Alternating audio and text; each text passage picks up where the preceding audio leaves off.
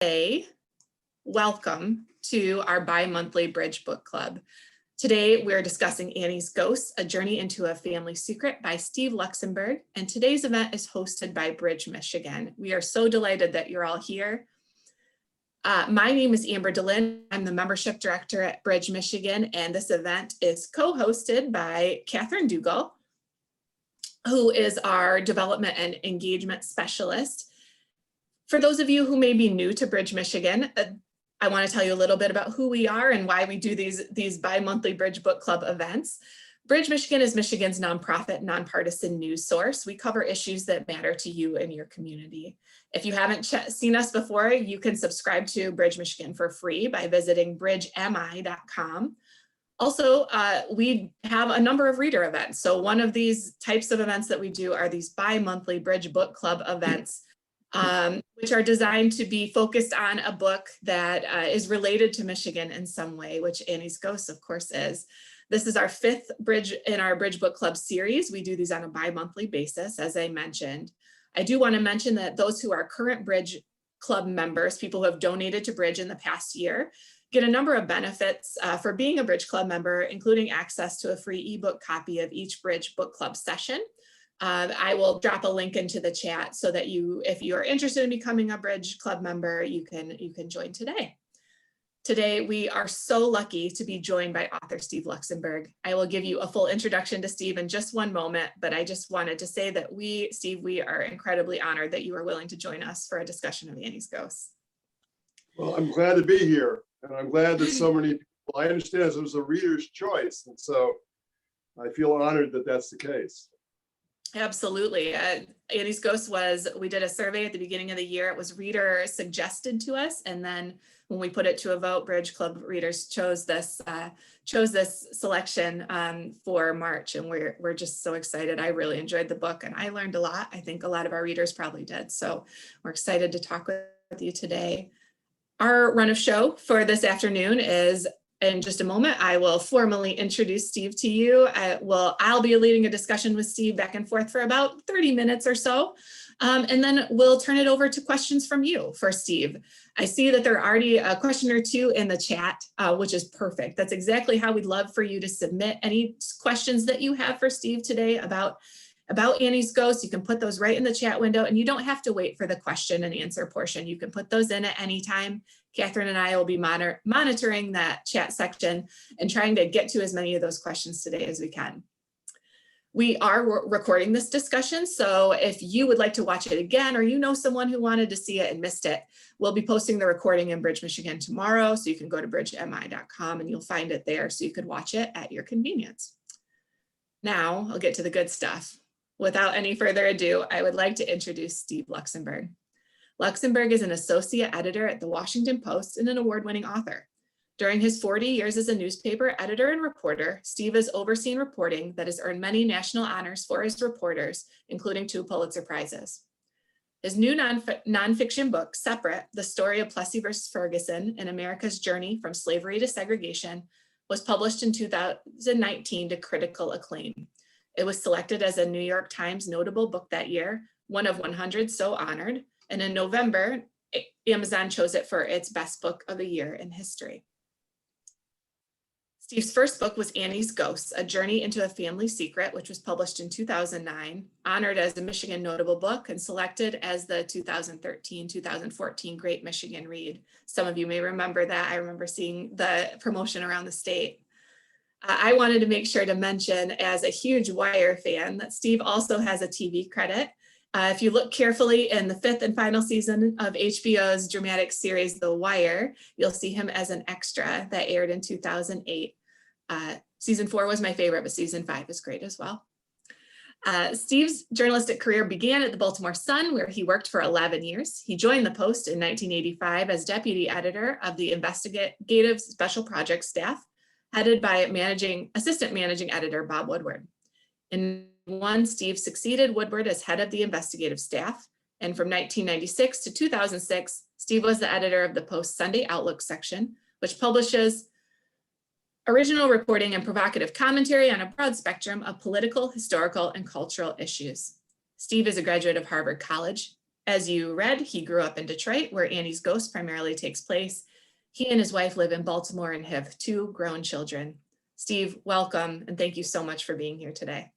Well, thanks. As I said, thanks for inviting me. Of course, we are delighted. But why don't we just dive into some of these questions? Would you start by I know I just gave your biography, but just telling us a little bit about yourself and generally why you chose to write Annie's Ghost? Well, I'm going to reenact my scene from The Wire so I don't make all of you go and watch episode 3 of season 5. It'll only take 30 seconds here. So the scene is, it's a newsroom. The one I used to work in, the Baltimore Sun, is the first one in my career.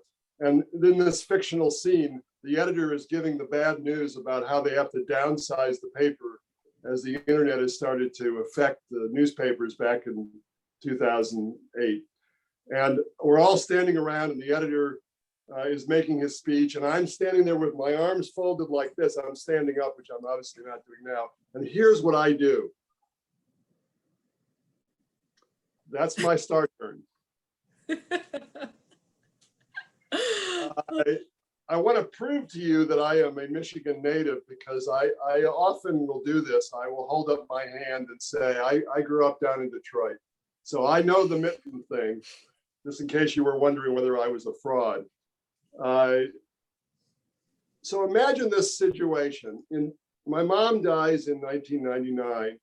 And around the time that she becomes sick with the last few months of her life, we learn about the possibility that she had a sister that she had never spoken about. What we were told, as those of you who have read the book know, is that she was 4 years old and her secret sister was 2 when her secret sister went off to an institution, and my mom had no idea what happened to her. So I considered the possibility of asking my mom about this, decided not to, because if she didn't know what happened to her sister, then what was the point? It would upset my mom. Obviously, she had been keeping this as a secret. And one question that I had to confront, and we can talk about later in the Q&A, was, is it even what right do I have to tell this story if my mom was keeping it a secret? Was I doing something unethical? So I didn't ask her about it. She died in 99. And I think the story would have ended there had I not received, through my brother, a letter that he only received because my mom's mail was forwarded to him from a cemetery where our grandparents are buried, asking us if we wanted to have flowers planted in the spring, that spring, the spring of 2000. Well, my brother calls me and says, who the heck is Annie? Annie being the 3rd grave, surprising to us, listed on this letter as to a place where flowers might be planted. Well, I didn't do anything with that information at the time, but because I'm a journalist, because I am curious by nature, I made a few phone calls, started to pull on the threads, and learned that what we had been told by the medical people, my mom might have had a sister, she wasn't 4, and Annie wasn't 2. My mom was 23, and Annie was 21 when Annie went to the institution. Well, I just can't resist a good story. And even if that story doesn't get published, I really needed to find out what the heck had gone on. Having done that, I still didn't have a book, because now we get into the commercial part of the story, which is there's somebody that stands in the way of an author and his book, and that's called the publishers. You can't publish a book just by snapping your fingers, although with the advent of Amazon direct publishing, I suppose you can do it that way. But an agent called me in 2006 and said, I read your articles in the Washington Post, and I think you're a good writer. Have you ever thought of writing a book? And I said, well, let's have lunch and I'll tell you a story. I told her the story of what I knew about Annie and my mom. And at the end of the half an hour, she said, I think I could sell that book to New York, to a publisher.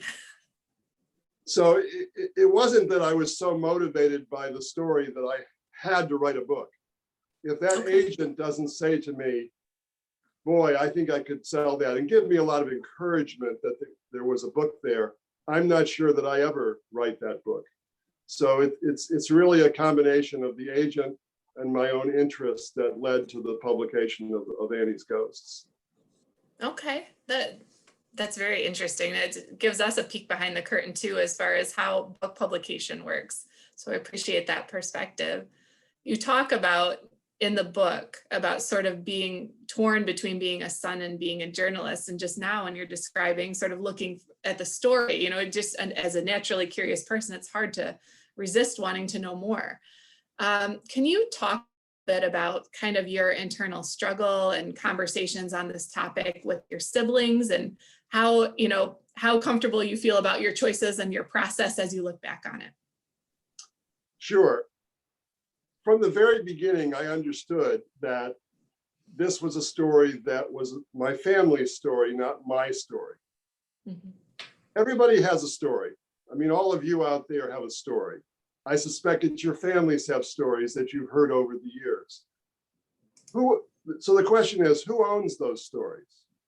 Well, we all own a little piece of it. I own my part of the story. That is my search for understanding why my mom would lie about having a sister. And let's be honest, that's what my mom did, was to lie. I love her dearly. It doesn't change my love for her to say that she had lied. But my mom has her part of the story. That is, she owns the part of the story about why she created a secret and kept it. Annie has a part of the story. It's Annie's life that is being kept secret. But Annie wasn't here, and neither was my mom anymore, to tell us what her views were. Annie had died in 1972, I learned.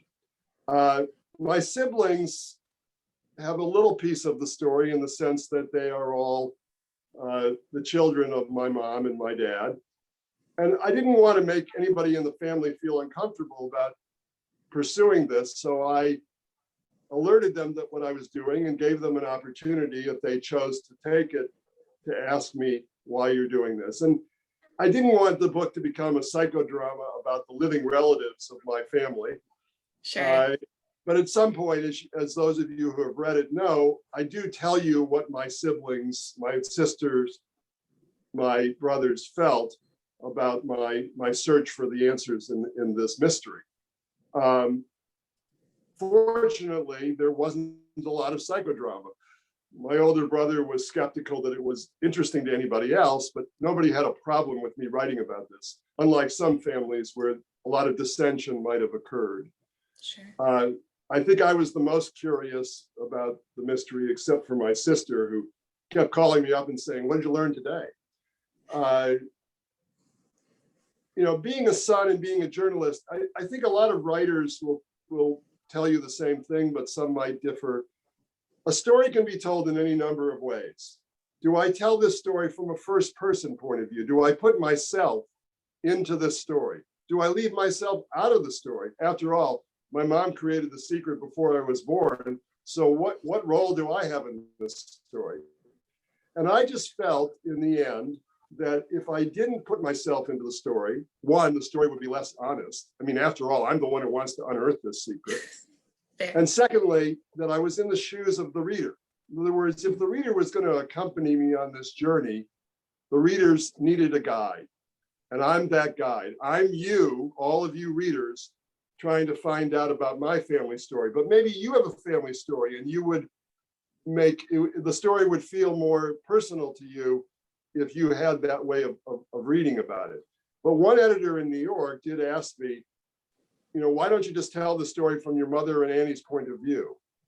And while I didn't think that editor was correct, I did need to have an answer to that question so that I could write the story better.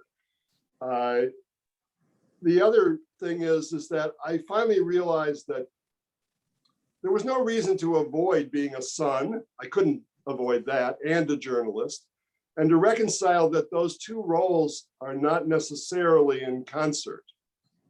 That a journalist might say, I just want to be the journalist. I don't want to be the son. And the son might say, I just want to be the journalist. I mean, I just want to be the son. I don't want to be the journalist. But I didn't want to be either or. So at the points in which I had an emotional reaction to what I was learning, there is one point for those of you, spoiler alert, where I do cry in a therapist's office when she asked me, why are you doing this? And I decided that I should be honest with the reader and report that when it happened, but that it wasn't all about me. This book is not all about me. It's only partly about me. And I had to figure out a way to keep the story going so that all those threads, my mom's story, my aunt's story, my story, the general story about mental health in America, those are all the balls that I was juggling in the air. Well, I can only speak for myself as a reader, but for me, that was very affecting to have your own personal perspective as well as your family's, kind of interspersed with the skills that you brought to it as a journalist. I found it to be, it was a really interesting piece of a memoir that I'm not sure I've seen or read in other places. So I really enjoyed it. Speaking of sort of the devices that you used as a journalist when writing this book, you often note in the book how cautious you were in your research and your interviewing to avoid creating memories, trying to capture only genuine recollection of those who you were talking to. Why was that so important? It was really easy. People want to please you. Not all the time. I mean, when we talk to public officials, they don't want to please us. But when we talk to people in our own family, when we talk to strangers as journalists, you notice that there's a bias, which is that they want to make you happy. They want to make you complete. They want to help you in your search. For those of you who've gotten to the end of the book, you'll know that my cousin, who is a character in the book, she was telling me about her own past, her survival of the Holocaust, and I could tell that I was straining at the ends of her memory, that she didn't know some of the answers to some of the questions that I was asking. And I felt like I'm not writing a story that I want to have happened. I want to write the story that actually did happen. That's the kind of journalism I believe in. That's the kind of history I believe in. And so it was really important to me that I stop short of prompting people in a way that I knew would get me an answer, but would just make my job more complicated because I didn't know if I believed the answer. I'm going to read aloud, I think, just a very brief moment of what I'm talking about. I think it's one of the most affecting passages in the book. And so for those of you who haven't read it, this is a way to suck you into reading it. But I'm talking to my cousin, whose name happens to be named Anna, not Annie. She had met my mother and my aunt back in the 1950s after she had come to the country from Europe.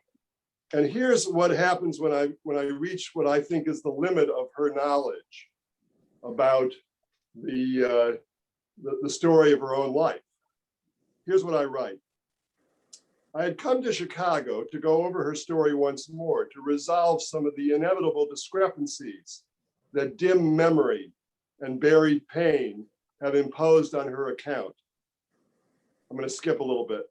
At one point, she stops in mid-sentence, her eyes wide and suddenly misty.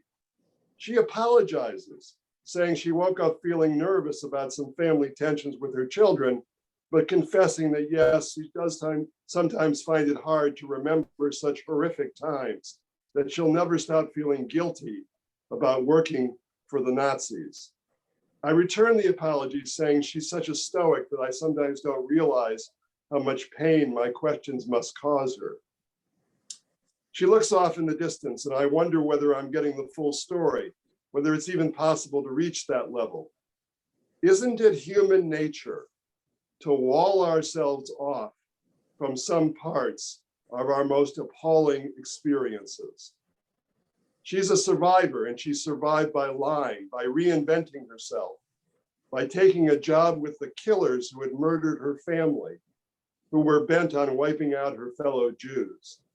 Her counterfeit identity gave her a new life, but it also took its toll, requiring her to nurture the deceit, to learn the art of lying, not merely how to tell a lie, but how to live a lie, because lying was the route to survival. Lying was safety. But always, always, she lived with the fear of being discovered. She was a Jew hiding in plain sight, and to make her disguise believable, she had to believe her own deception.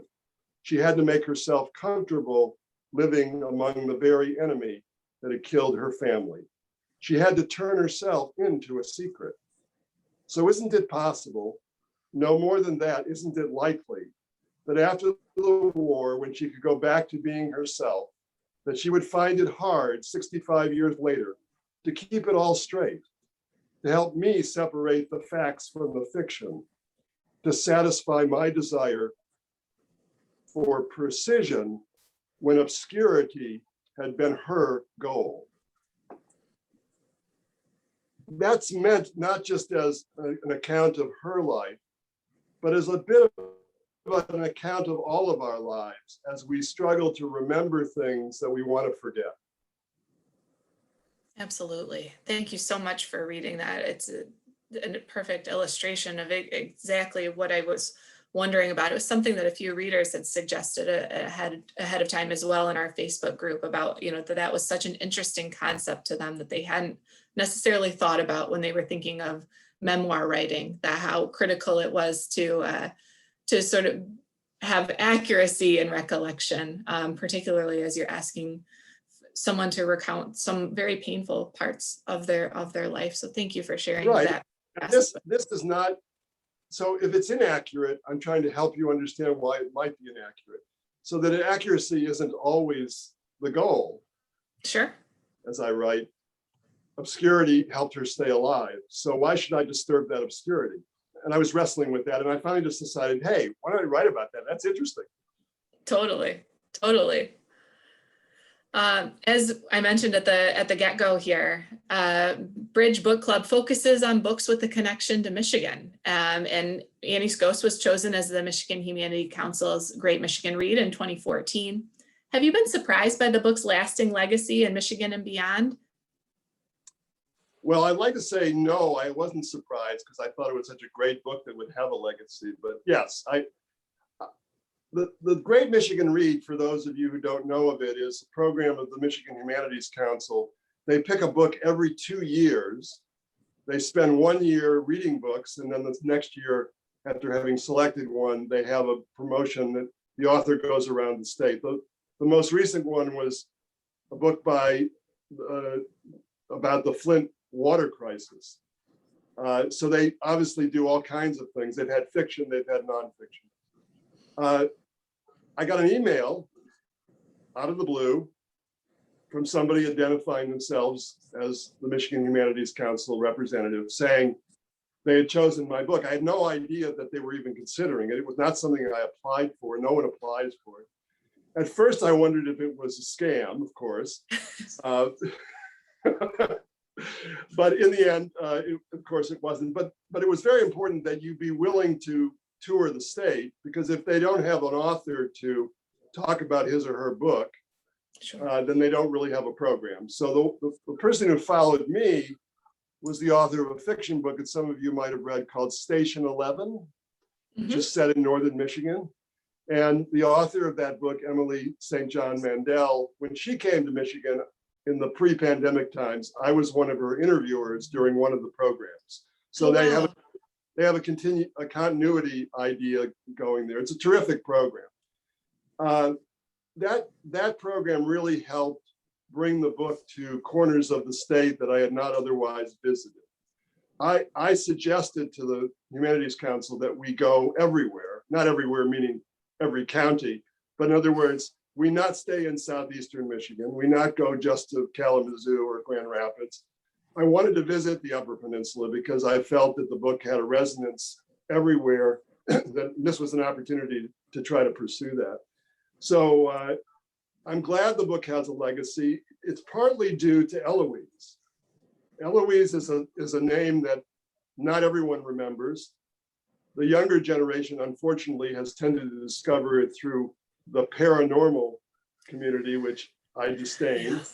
But it does have a kind of presence in Michigan for some people in some generations. And so people are curious about that asylum that was in Wayne County for many years, and they want to know about it. So that's partly the reason. Excellent. I didn't know the full extent of the Great Michigan Read program. That's really neat. Didn't realize that it traveled all over the state, which is similar to what the Center for Michigan has done with some of our reader engagement, is to try and gather input from all over the place. So we'll have to see if we can link up in the future. You know, Amber, I think that would be an excellent idea. I think that they would be very open to that because they are trying to get more reader engagement, and you're trying to get more audience engagement. And so I think you have a similar interest. We'll have to get in touch there. I think that's a great idea, especially post-pandemic, when we can, fingers crossed, travel the state again. Steve, you mentioned that people reaching out to you about sort of, and I saw throughout our Facebook group this month, people talking about their own challenging family stories and how they, this book sort of reminded them of some of these stories that perhaps have been hidden in their family's past. What advice might you give to someone who's embarking on telling their own challenging family story? Don't do it.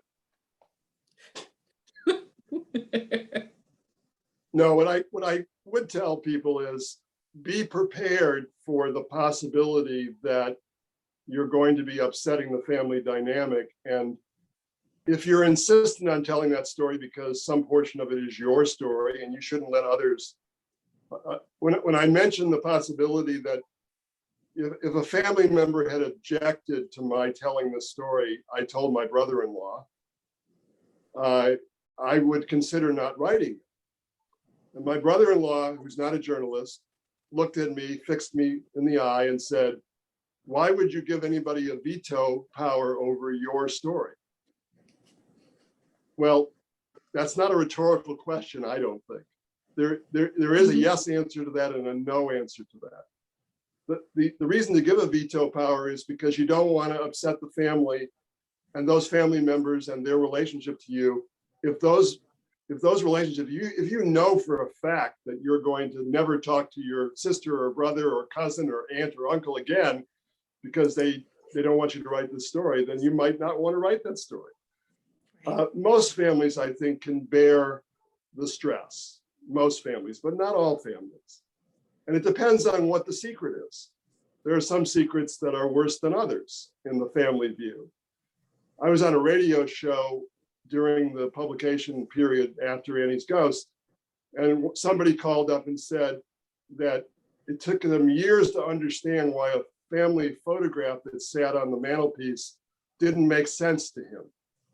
He said there was a kind of blank space where there should have been a family member, but it wasn't obvious. He said he just noticed that the gathering was kind of off balance. And it said he finally understood that somebody had taken the photograph and they had literally airbrushed out a family member who had been gay. Now, this was years ago. I would hope that that family would make a different choice today.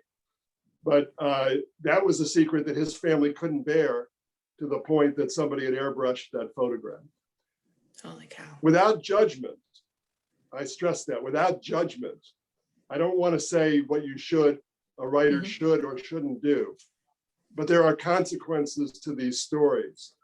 And you should know those consequences, be comfortable with those consequences. I think it's the rare family that if you publish a memoir, this is not really a memoir exactly, but you publish a story about your own family, it's the rare family where there would be no consequences. Everybody would just say, "Great, I love it. Family laundry aired for everybody to see. That's terrific. Sure, go ahead, Steve. That's just great."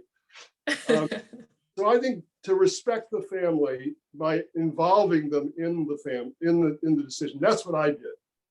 I went to everybody pretty much with the confidence that they were not going to veto it, that no one would take that step. But everybody got to read the book in manuscript form before it was published, or they got a chance to read it. I don't know if they actually read it, but they got a chance to read it. Fair. And that act of, this is not just me, this is everybody, I think that act was itself a way to respect the family. Sure. Makes a lot of sense to me. Speaking of, in addition to this being the story of your family, it's a story of Detroit. It's a story of the Jewish community. It's a story of mental health policy and its impact. When you set out to write this, did you have any idea of sort of how wide-reaching its scope would become? Well, I had some hope that because it's a story about one family, that it could be a universal story about everybody's family, meaning that writers don't want to just write for themselves. I think any writer who says, oh, I don't write for an audience, I write for myself. Yeah, good try. You're not telling yourself the truth. We don't publish things to, if we just wrote for ourselves, wouldn't we just put the manuscript into a drawer and say, mission accomplished? We write for an audience. We write to be read. And so I hope that it would resonate with readers because they would say, well, that's about Steve's family, but it's also about my family. And I know this to be a fact now. I didn't know it then, because I get emails still 10 years later from readers who have found the book somehow and say, let me tell you about my family's story. Wow. There's actually a page in Annie's Ghost where I relate this, where I say that I often found that when I was interviewing people, at the end, they would say, well, can I tell you my family story? And so I became a collector, I wrote, of other families' secrets, of the family where there were two, the man was living a double life, one family in Southfield, as it happened, and one family in Detroit. And I guess he thought they would never know about each other, but of course, eventually they did, because as I write in one of my favorite lines of the book, right on the first page, I think, second sentence, secrets have a way of working free of their keepers. Absolutely. Steve, I do have one question. We have a number of reader questions that I'm going to transition to very quickly here, but I just had a couple of others that I wanted to ask you before we wrapped. And this next one, if you don't feel comfortable speculating, that is completely fine. Do you think that your dad knew about Annie? That is a central question in the book, so I feel perfectly comfortable speculating about it. Without giving away the answer for those of you who haven't reached the end of the book, I do a score sheet at the end of the book. So this is a teaser to get you to read the book. Did he know? Did he not know? It's not the most important question, but it is a question. And I list the reasons why I think he must have known, and I list the reasons why I think he might not have known. And I won't tell you which is which, but one list is a heck of a lot longer than the other. Yeah. And so I decide that in a world of logic, which of course families are all about emotions and not logic, there's only one answer to that question. It also happens to be a different answer than the one I started the book with. Very interesting. Very interesting. Thank you. Before I transition us to some very excellent reader questions that have been submitted, can you tell us about what you're working on now? I'm working on trying to get archives to reopen so I can do the work that I used to do before the pandemic. Fair. So my second book is a story of race in the 19th century. I have nothing to do with this book, except I'm a writer of it. In other words, my family's not in the book. It's a lot of other people's families. Gotcha. I am interested in writing another book about race in the 20th century. And that's all I'm going to say. Fair enough. Well, thank you for giving us that insight, and I encourage everybody to check out Separate as well. We have had quite a few reader questions, so I'll just try and get to as many as we can here in our remaining time. Sherry asked, have you discovered any more information about your family story since you wrote the book? Sherry, an excellent question. Thank you for asking it. And the answer is an affirmative, loud yes. once you publish a book, sometimes people come out of the woodwork. I wish I had been able to look at that woodwork before. As I said to the first person out of about a dozen who have told me that they knew Annie in one way or another, either in the neighborhood when they were growing up in Detroit or at Eloise, where were you when I needed you? Not their fault, my fault. I tried so many ways to find people who might have known Annie. And so I did learn a lot about Annie that I didn't have in the book. Nothing that fundamentally changes the story, but certainly things I would have included in the book had I known about them. A woman who played with Annie when she was about 14 and Annie was about 10. They found each other in the neighborhood, and Annie already had her crutch and her brace on her deformed leg. So they didn't play football, but they spent time together. And she had some interesting observations about Annie, mostly that she was quite chatty and bubbly, but that's something that I already knew. But this would have given more texture to that description. I really have not heard from anybody. I heard from one person who said that she thought she had taken care of Annie at Eloise. I finally decided that she was not correct. Not that she was making it up, that she just that she remembered somebody else, because her descriptions just didn't match other things I knew. Makes sense. Thank you. Thank you for that update. Reader Lawrence said that I was interested to read about your words of gratitude to your mentor, Bob Woodward. Could you, as we're all interested in journalism here at Bridge, Michigan, could you talk a little bit about his impact on you? Bob is somebody who I met when I was a young reporter at the Baltimore Sun. Some years later, like 5 years later, he hired me to be at the Post. I like to say of Bob that he says things occasionally that are quite memorable. One of the things he said in a moment of stress when we were working on something and we were getting some pushback from somebody else in the newsroom was, he looked at me and shook his head and said, "It never hurts to be generous." Think about that. It never hurts to be generous. And I take that to heart.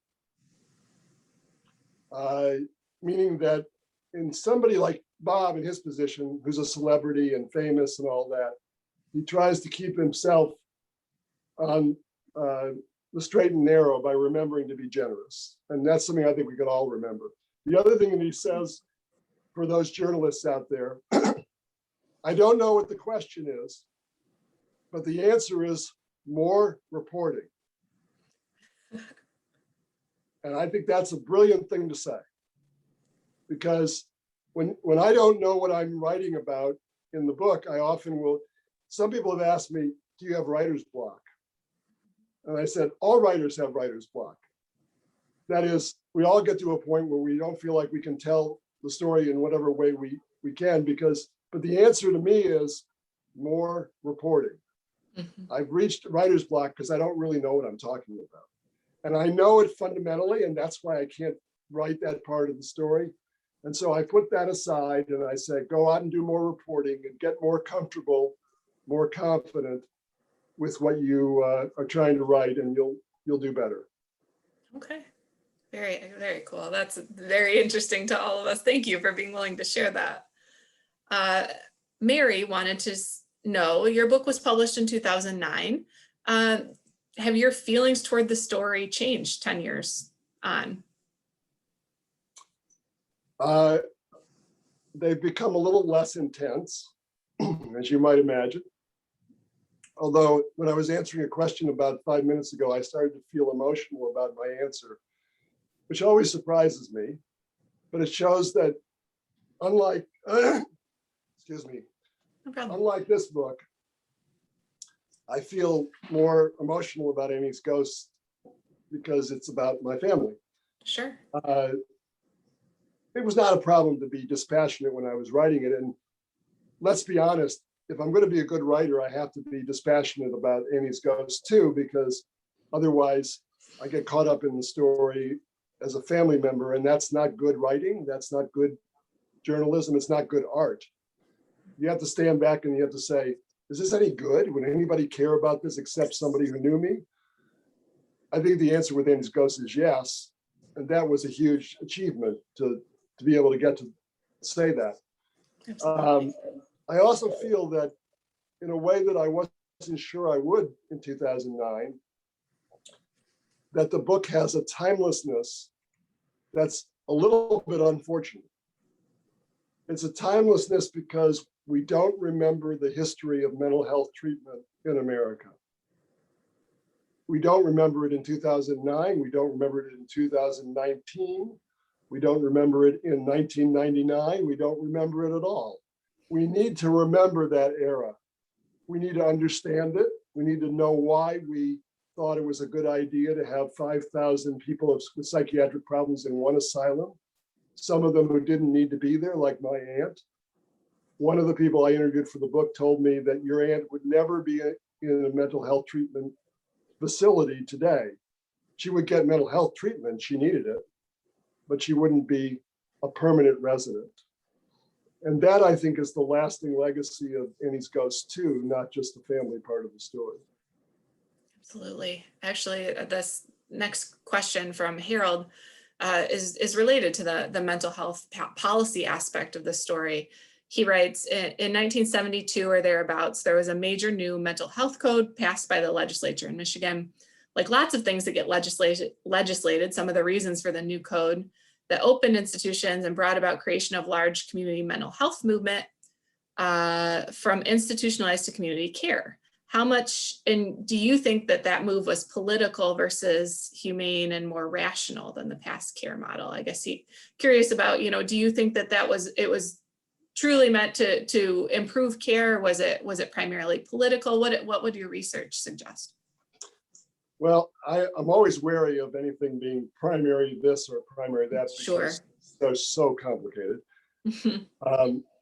But in this case, Harold is on to a very important part of the story, which is that it was entirely, I wouldn't say political, it's certainly not a bad thing to be political.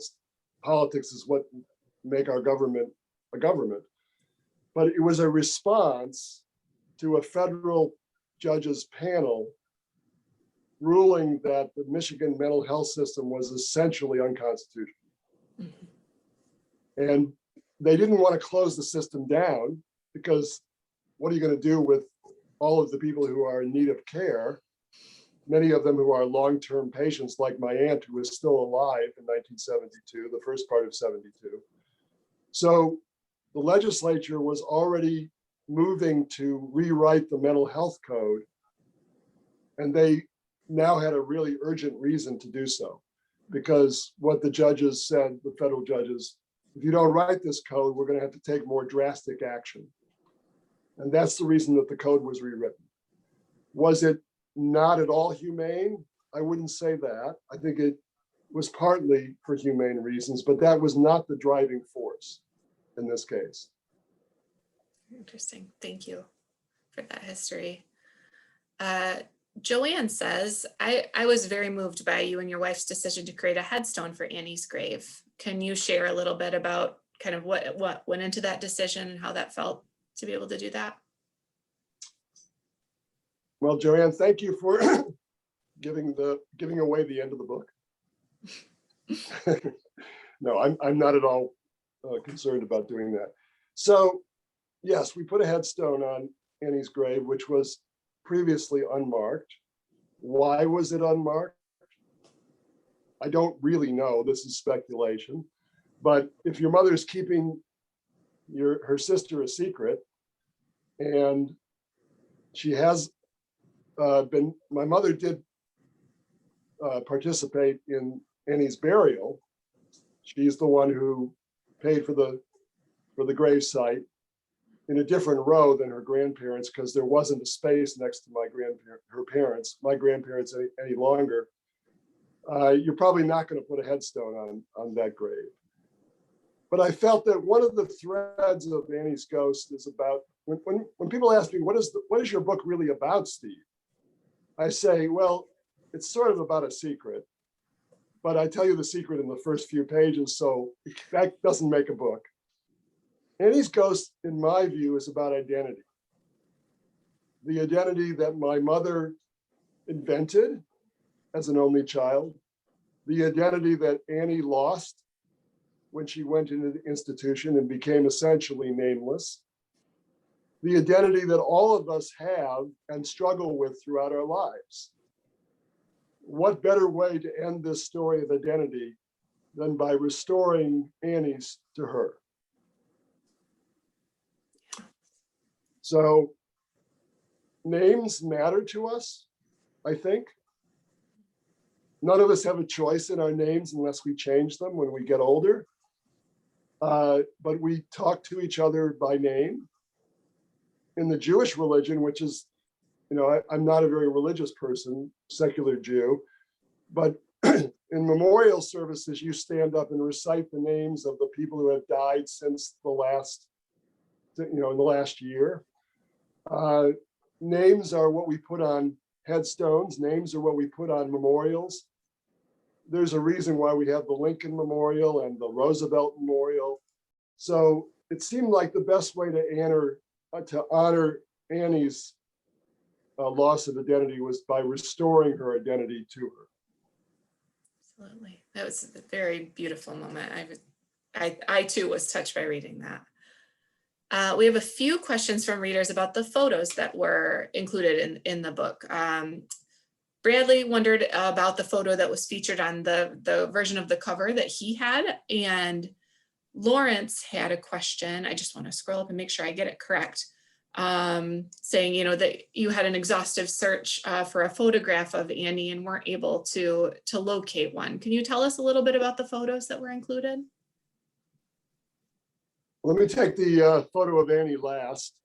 Okay. You asked before, Amber, if I had gotten any new information about Annie, which I have, or anybody else. What I haven't gotten is anybody who produced a photo of Annie. The most likely photo that would have been taken is when you look at the admissions records, which are not easy to get, for Eloise, most of them in that era of 1940 came with a photograph. They took a photograph upon admission. If I had gotten the file at the outset when I had been smart enough to get the whole file, I might have gotten a photograph, but I didn't. And I don't know that a photograph of Annie exists other than that. I was the inheritor of a lot of photographs of my family. There are a lot of photographs of my mom without Annie. So I speculate that my mom might have gone through the photo collection and Annie's photo was removed. I speculate. Mm-hmm. I did get from one of my mom's best friends an entire CD or DVD of photos that from her daughter, that my mom's friend's daughter gave to me of my mom and her mother on a road trip in 1941, a year after Annie's has gone to Eloise. No photos of Annie, even though they knew each other at least by 1938, when Annie would have still been at home. So the photo that's on the cover, this ghostly figure, not Annie. Okay. This woman, not my mom.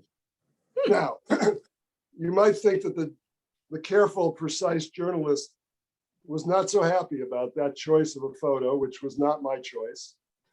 And you're right, I wasn't. So when I wrestled with what to do about this, here's what I did. I put into the acknowledgements on page 391, I think, the following paragraph. I'm indebted to the many people who allowed me to comb their family albums in search of Annie's photo. Unfortunately, I never found one. If I had, her image might have been on the cover rather than the ghostly one. Looking at the arresting stock photo that the publisher chose reminds me that I won't ever know for sure what Annie looked like. Thank you. As for the other photos, they're a collection of things from the family, from public records. I felt it was important to show you what the probate record looks like, the front page of it, for Annie's admission, not just to reassure any doubters out there that I really did my homework, but because I think people do find it interesting, these artifacts. This is not meant to be a record, it's meant to be an artifact. If I can make a distinction between those two words. Sure, it's a record, it's a document, but it's also tells you that this is a story from another era. Mm-hmm.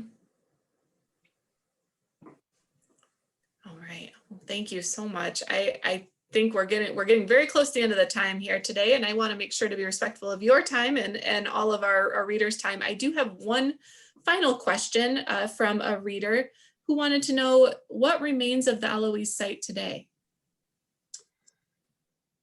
Very little. But that doesn't mean that it's not some place you can visit. At its peak, Eloise had, now why was it called Eloise? It was the name of the postmaster's daughter for the Nankin Township area that was renamed Eloise after his daughter. And the board members in I don't remember the date, 1905 or something, decided that when they were looking for a new name, that Eloise was a good name. That lasted until 1945 when it was renamed, perhaps more respectfully, the Wayne County General Hospital. And there were non-psychiatric patients who were being cared for at the Wayne County General Hospital. 75 buildings at its peak, many of them devoted to the psychiatric part of the hospital. Its own fire department, its own police department, its own farm, which provided enough fruits and vegetables to not only feed everybody in the institution, but to go out to market and make money off the fruit and vegetables for the institution. Its own dairy, its own cows. It was its own little city. Sure. Today, there is really one building that remains, what was formerly the admissions center, the administrative hall, called the K. Beard Building. It is used a little bit by the county for a county office. There was for a while the smokestack that was very identifiable because it had the words the letters ELOISE in a vertical on it, but that's gone. Across Michigan Avenue, the institution was on the property that's at Michigan and Merriman. Across Michigan Avenue, there is a hard to locate burial ground with mostly unnamed, but numbered markers for a portion of them, of some 7,000 plus former residents of Eloise who could not be buried anywhere else because their families either abandoned them or didn't know of them, or they didn't have any family left. I don't call it a pauper's field. It has been known, there are cemeteries that are called that. I don't call it that. It's not maintained. And you can imagine why it's not, because it would cost a lot of money to maintain it. It would require a staff. There's no longer an institution, so there isn't any. And at the end of Annie's Ghost, I take a walk through this cemetery with someone, and I have a conversation about whether it's better to remember these these graves Is it better to maintain it and open it up? Or would it be better to leave it as it is? And I won't spoil, for those of you who haven't read it, that conversation. Fantastic. Thank you so much, Steve. I'm going to hand the reins back over to my colleague, Catherine, to bring us home for the day. Amber, Steve, thank you both so much for this conversation. Steve, this has been fantastic. We had a lot of really great reader questions, which is no surprise considering the large interest in your book. Just a reminder to everyone who's on the call that we'll be posting the recording of this conversation in Bridge this week. So if you missed part of it, or if you'd like to share this with another person who'd be interested in hearing Steve talk about Annie's ghost, feel free to share that link once it's posted. Also just wanted to remind everyone that we'll be resuming book club in May, and that Bridge Michigan members are eligible for free copies of the book club books. So just want to give a shout out to Steve again. Thank you so much for your time. We appreciate it, and have a great day, everyone. I'm going to say one more thing, which is anybody who has a question that didn't get answered, or one that they've thought of since the conversation, please feel free to email me. I have a website email. It's very simple. It's steve@steveluxenberg.com. And if you want to know how to spell Luxembourg, look at the front of Annie's Ghost. The second thing is, I encourage anybody who wants to continue this book club. There are so many books, good books about Michigan, written by Michigan writers with Michigan as a setting. It's remarkable how plentiful it is. The state is rich in its literary history.